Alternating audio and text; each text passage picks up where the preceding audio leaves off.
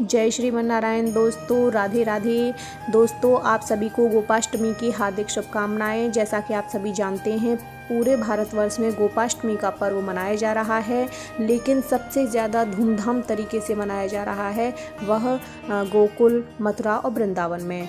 दोस्तों देखिए, कोई भी व्रत होता है, कोई भी त्यौहार होता है, वह बिना किसी कहानी के नहीं होता, यानी कि उसकी प्रारंभ होने की भी कथा होती है, और जब तक वह कथा कहानी हम नहीं सुनते, नहीं बोलते, नहीं कहते, तब तक किसी व्रत की पूर्ण फल प्राप्ति नहीं होती। तो चलिए सबसे पहले हम पहली कथा सुनते हैं।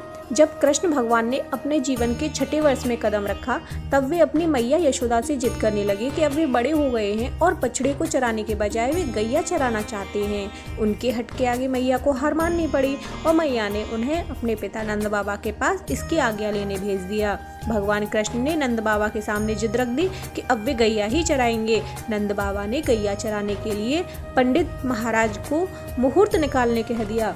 पंडित बाबू ने पूरा पांचांग देख लिया और बड़े अचरज में कहा कि अभी इसी समय के अलावा कोई शेष मुहूर्त नहीं है, अगले वर्ष तक।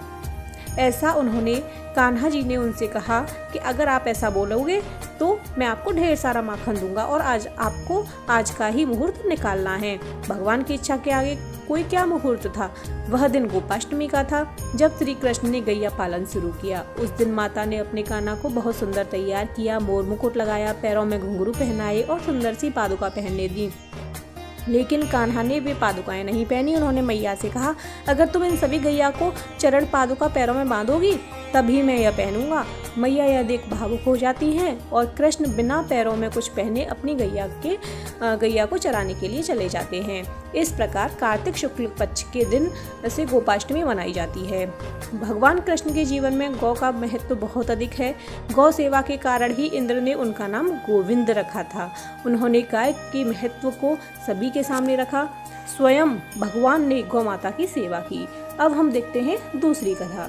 कहा जाता है कि जो श्री कृष्ण हैं, उन्होंने अपनी सबसे छोटी उंगली से गोवर्धन पर्वत को उठा लिया था, जिसके बाद से उस दिन गोवर्धन पूजा की जाती है।